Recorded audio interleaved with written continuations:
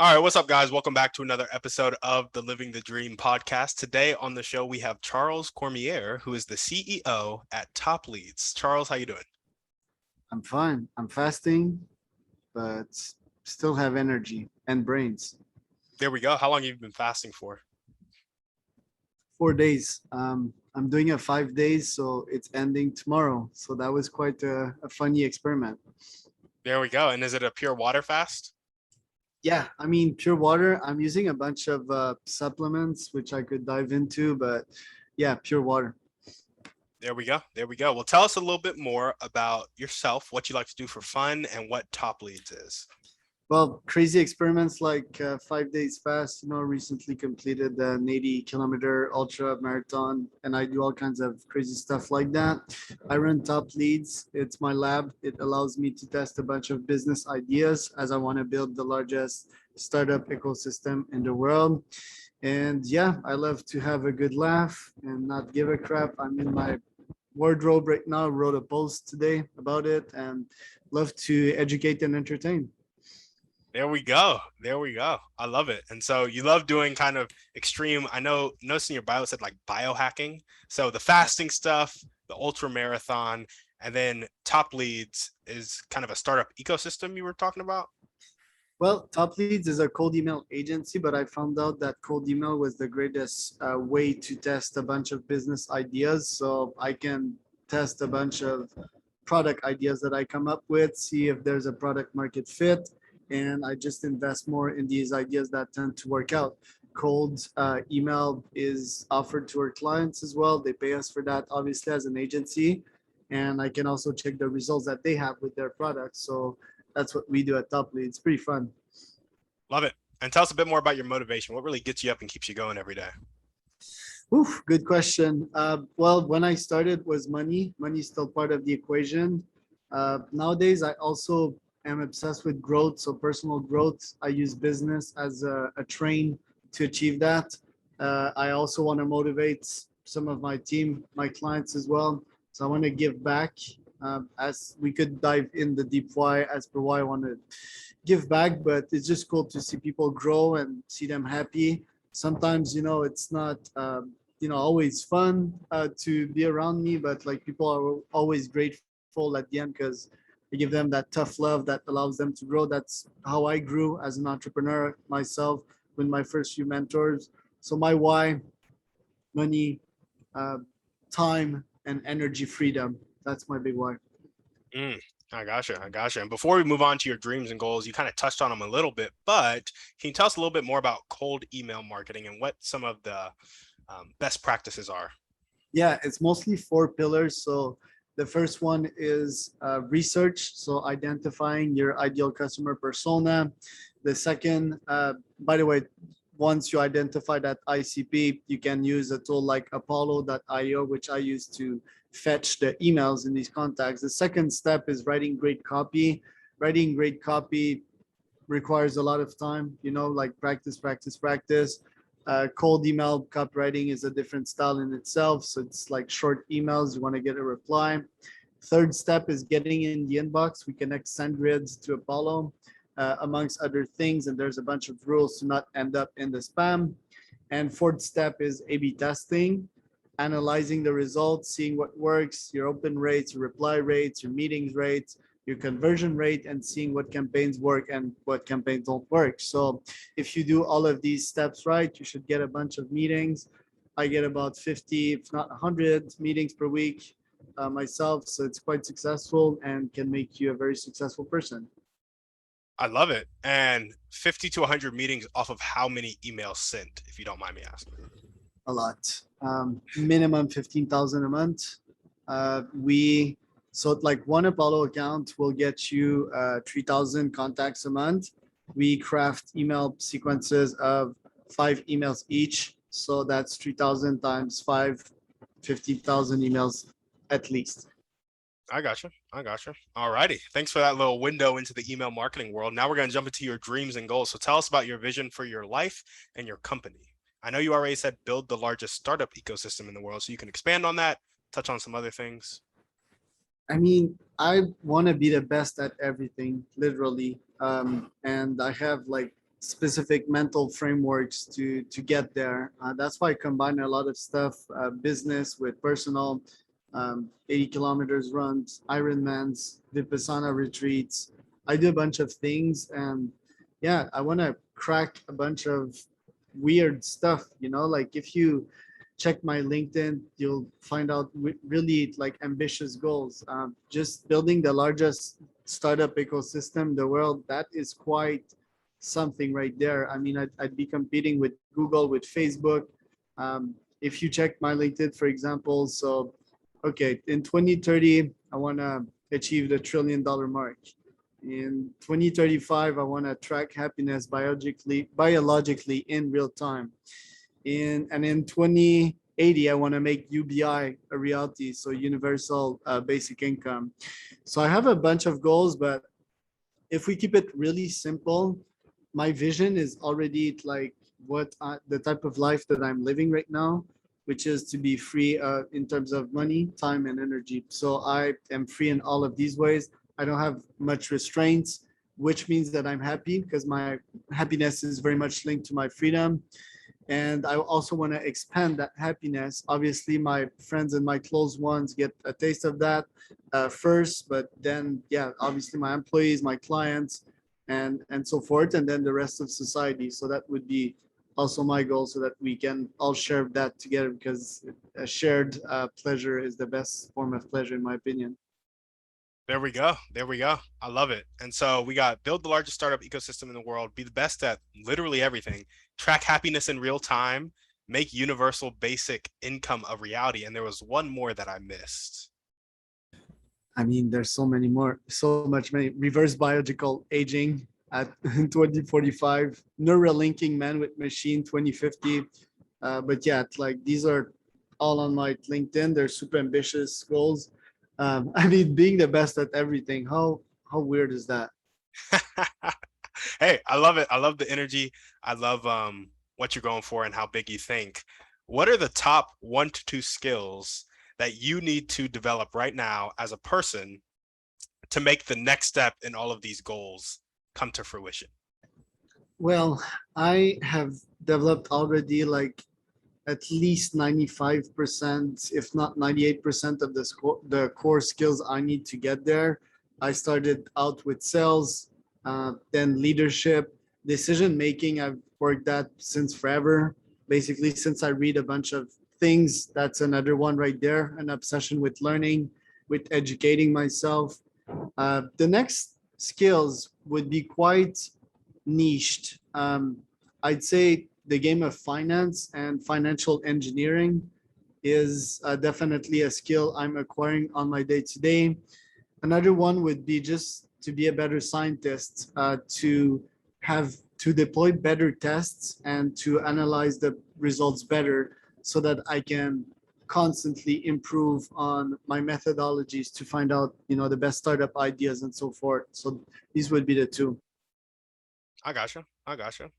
And what are the highest impact daily actions that are going to move the needle forward towards your dreams and goals? So we kind of got the skills, the game of finance and financial engineering. What are the actions you need to be taking to kind of make it happen? Would be something similar to what I'm doing right now. So probably 20% of my time is spent in sales. Good 20-ish is also spent learning, if you want, connecting with new folks. A good 50% is leadership and management, and some 10% is strategic thinking. I'm not too much in the weeds of my business, so I spent most of my time thinking and kind of ordering some strategies, implementation in my business, and then analyzing the results, making folks independent, making folks entrepreneurial in my own business, so that I don't always have to be there. I wish robots could do it. It's not the reality right now, but if a bunch of humans do what they're supposed to do, plus innovate on top of that, to me, that is the greatest accelerator to all of these crazy ambitious goals. I love it. I love it. And what character trait do you most need to develop right now to make these things happen? That's another interesting question.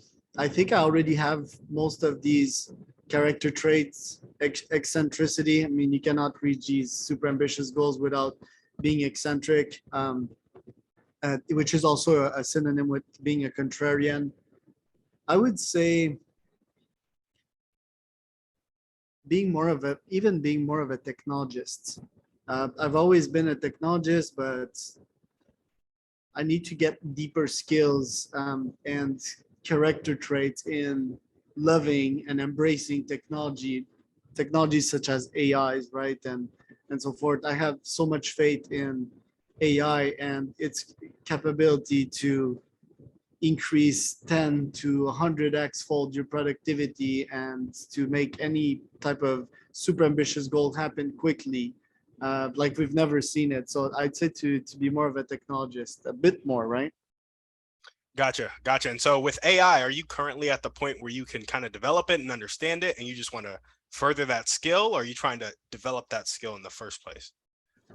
I certainly understand it, develop it myself. I'm not big in that area. I believe that management and having folks doing it for you is way better. I'll never be as good as 10 or 100 or 1,000 engineers. That's just the quantity side of things. Now imagine if I stumble upon three super engineers that are worth, 100 engineers each. So I cannot beat that. My core skills are probably leadership, strategic thinking, and creating pathways, neural pathways that most cannot create. So I am currently at the stage of testing and deploying AI ideas and see if there's a fit and see if I can get paid doing that.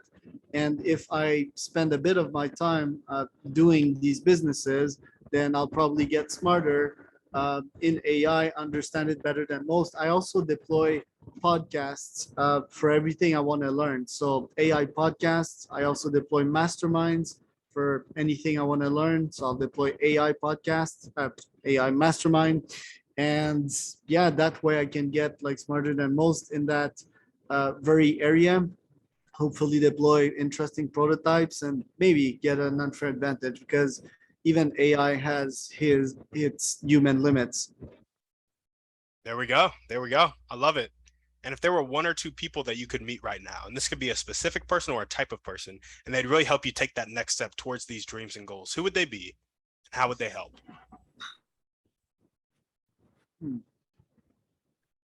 Well, Elon, that's an easy one. Yep. And the second person I'd like to meet somehow would be like Kanye West.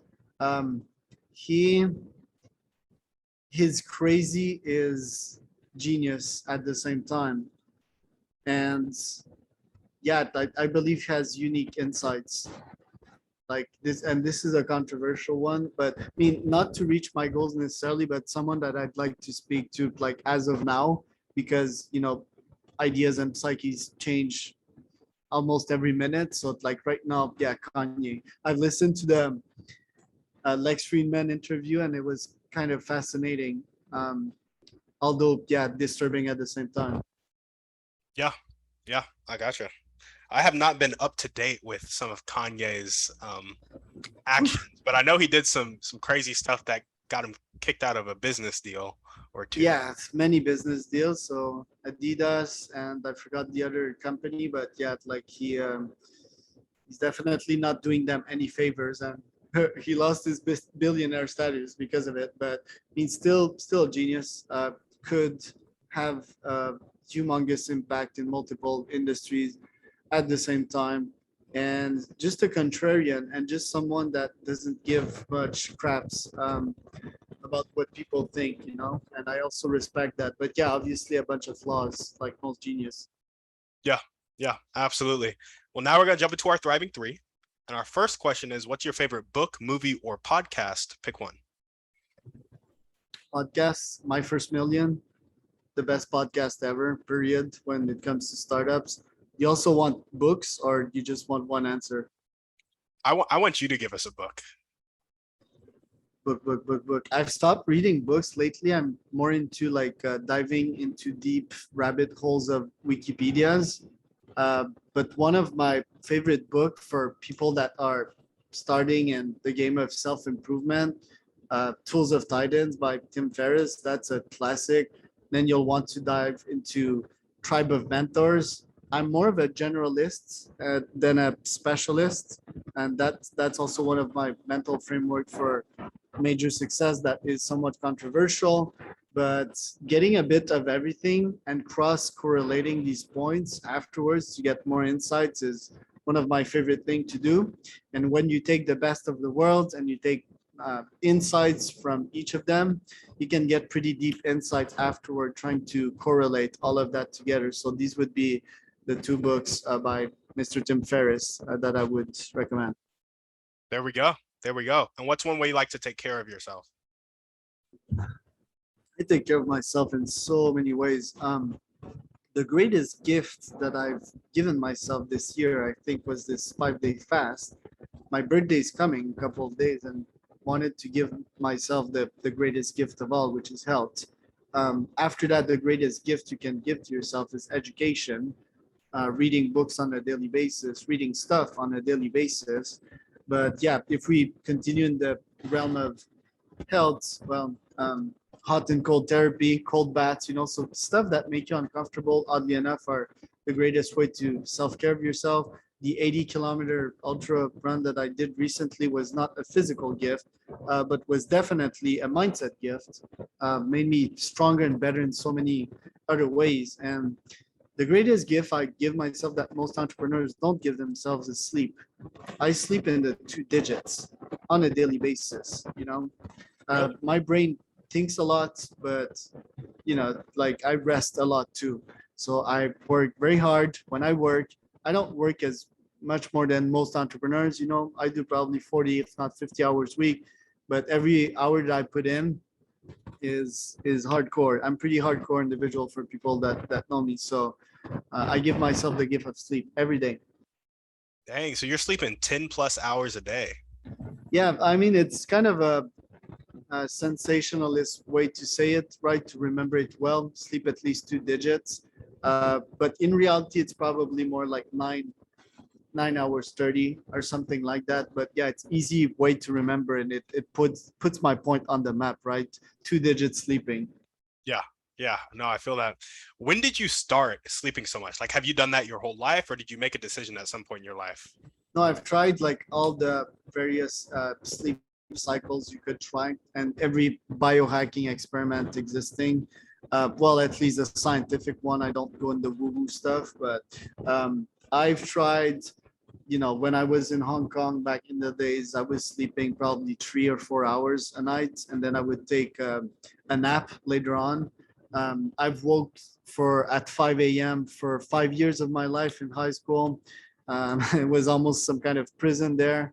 I've tried, like a bunch of different sleep cycles. I was this early bird at some time. One of my favorite book is The 5 a.m. Club by Robin Sharma, because it's such a good way. He tells a story to adopt a various of bunch of cool habits, like waking up early, but I don't believe in that crap anymore.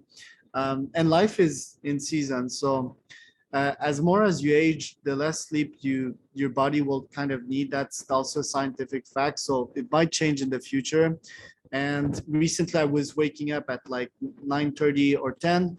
Now, after I've done my ultra run and these events, they come and go in one's life. I wake up at like 7 or 8. So it always changes, but I still get my 10 and my 9:30/10. And I've been doing that for the past 3 to 4 years. Yeah. Gotcha. I'm curious, man. How old are you? 29 or something like that. You need to ask my wife. I'm about to hit 29. Yeah, that's like in a couple of days from now. There we go. There we go. I love it. So 28. And what is one action step that you can take right now or continue to take if you're already doing it to meet Elon Musk or Kanye West? Yeah, I'm gonna meet them both. It's 100%. I'm actually gonna be peers with them. Well, I mean, not really Kanye because I think he's too wild. Even Elon, I don't think he's like that cool to be around with. But I'm definitely gonna be their level, if not considered higher by society and or myself. The way I'm doing that is podcast. You probably know that it's one of the best strategies to get in touch with these folks. I also have my mastermind that will be one of the best masterminds in the world. And finally, my actions, so I'll do a bunch of things that will make me valuable to a lot of folks to just hang around with. And yeah, like actions such as making a whole bunch of money, which gets you respected in the business field, and or doing very tough events or anything that is quite exceptional. I love it. All right.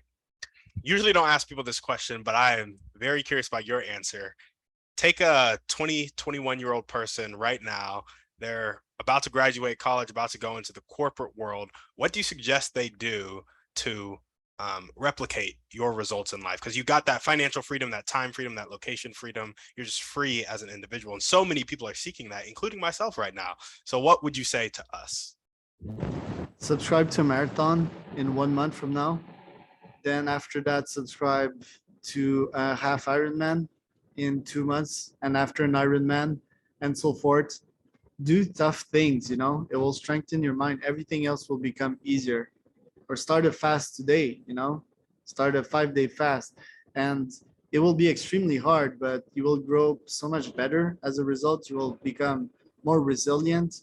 And resilience reads like pretty much everything else after that.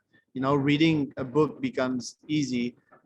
Chatting to an ambitious person becomes easier. Managing a team of 20 becomes a piece of cake. So yeah, do tough things, challenge yourself, go outside your comfort zone. Your body will not give up on you in any case. And every of those physical lessons, the body is the mind.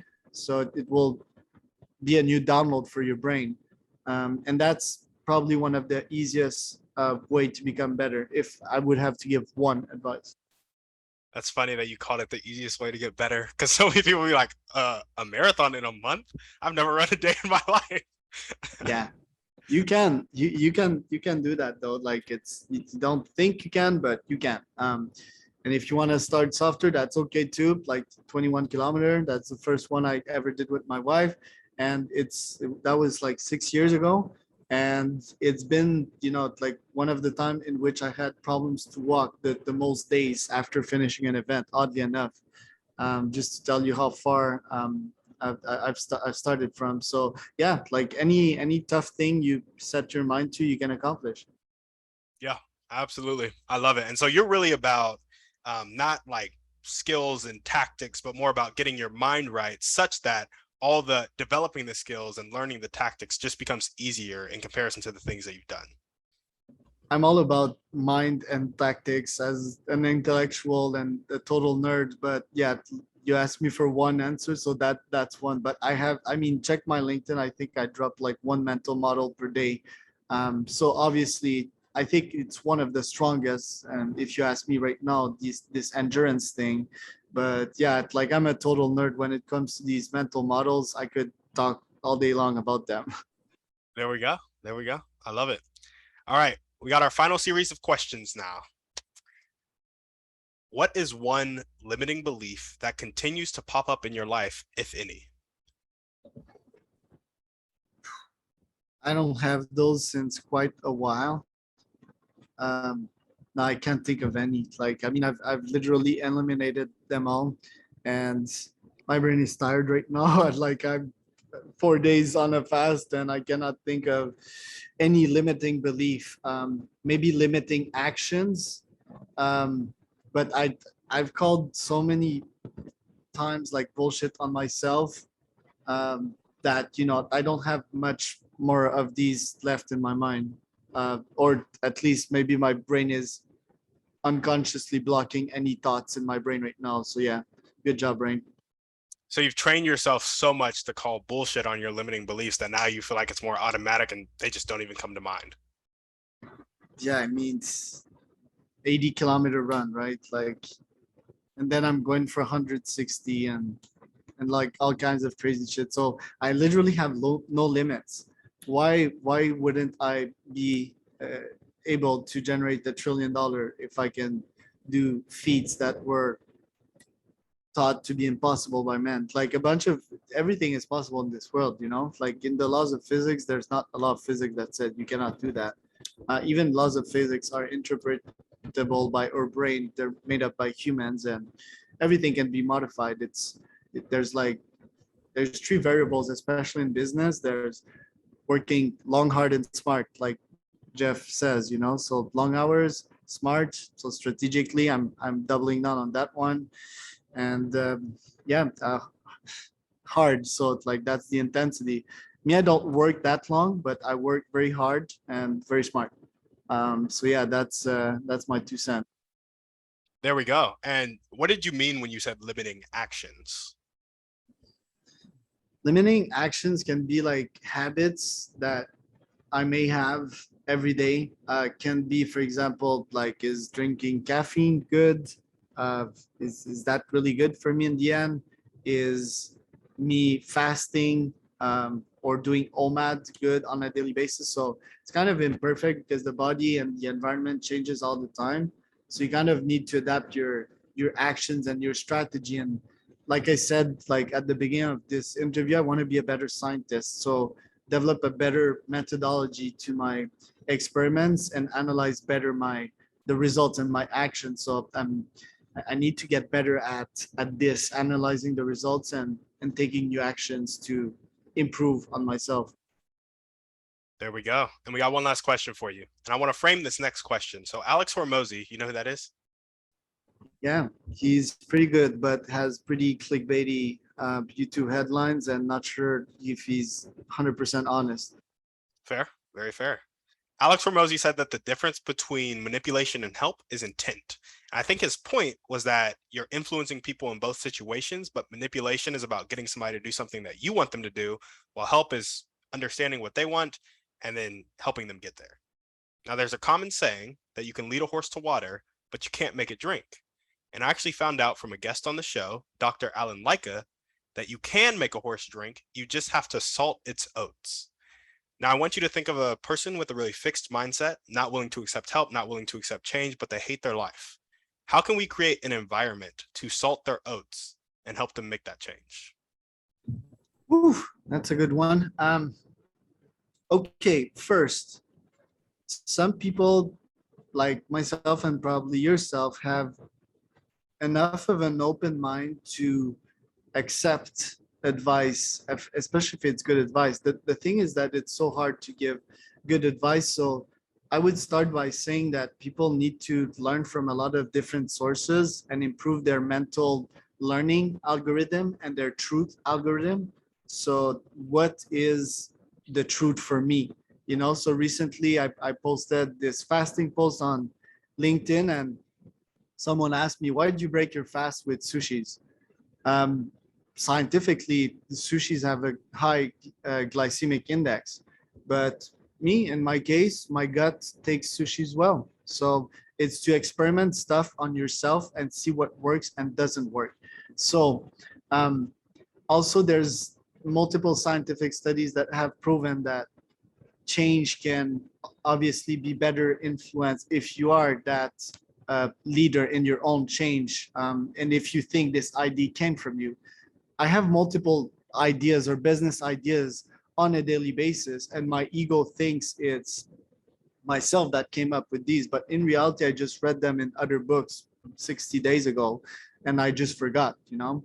So I think it's opening your mind. I think it's improving your learning algorithm and trying to see like where, you know, sometimes advice is not too good. So we see often, you know, the mainstream gurus like Gary, like Grant, that just keep on giving advice, and that advice may sound cool when you start, but a lot of it is not positive and does not add much value in your life, and you need to experiment that and test that and improve your scientific methodology to improving. So if someone tells me something and I'm not willing to do it, I won't do it, especially as an entrepreneur and someone with a radically independent mindset like me. You know, I'm the fuck you type of horse. I'll just run away and I'll run away real fast and you won't catch me. And I believe, yeah, most people are like that. So first, they need to open their mind. Second, they need to learn more and act upon these learnings and refine their algorithm from there, if that somehow responded to your question. Yeah, no, for sure. I love that. Is there any way you think, and maybe you've experienced this with some employees, we can set the environment up to help them learn more and help them adjust their algorithms in the correct direction? Environment, yes, is a very important variable indeed. And when you modify their environment without them knowing this is manipulation, so they kind of need to agree and open their mind first to having this environment change, or do these environment change themselves? Or when you onboard them in a virtual company, like most companies nowadays, the whole environment is a reflection of what you want them to experiment, such as a clean Notion wiki type of documents that can be super clear for them. So that's a good way to influence them in a new directions, and that's why building products the right way is so important in this society. So this is why TikTok will have a devastating effects on a bunch of people's brain, instant serotonin. So you're kind of right in doing that. But as we also know, we have environments in our heads. And the environment I'm seeing right now is just with my eyes. So that's why I invite people to learn more, and to have a clear education strategy and to grow on that learning strategy. And then they will learn mindset, and they will learn visualization, and they will quickly understand that they can control a bunch of things, even if they open their eyes and they're in that shitty African country with like no electricity and the dirty walls and everything. They can still be at some other place in their mind. And by the way, I've been there, like in Mexico, and crappy Airbnbs, and like I've lived this life of not having much. But I grew out of that. I would picture myself in different spots, and since you control all of that with your mind, then you can certainly achieve anything you want. Anything you can think of, you can achieve. So that's why I'm more about updating your own mental algorithm than updating your environment, although this may help. There we go. I love it. Well, Charles, thanks so much for coming on the show. That's all we got for you. Is there My anything pleasure. Very else? good questions. Oh, I appreciate it. Is there anything else that you want to chat about before we sign off? No, I think I'm good. I think my brain is pretty blown from the 20-ish meetings today plus that interview. So yeah, I'll leave it to this. Hope the audience enjoyed. CharlesCormier.com for more info. TopLeads.agency, and yeah, I'm the top Charles Cormier on LinkedIn. So we'll stay in touch. You and I also, Tim. I really love your vibe. There we go. There we go. Well, loved having you on the show. Thank you guys for watching. You heard him. All the links to contact him will be down in the show notes. Make sure to go follow him on LinkedIn and get some of those mental models. Thank you guys for watching. We will see you on the next one. On that note, we're out.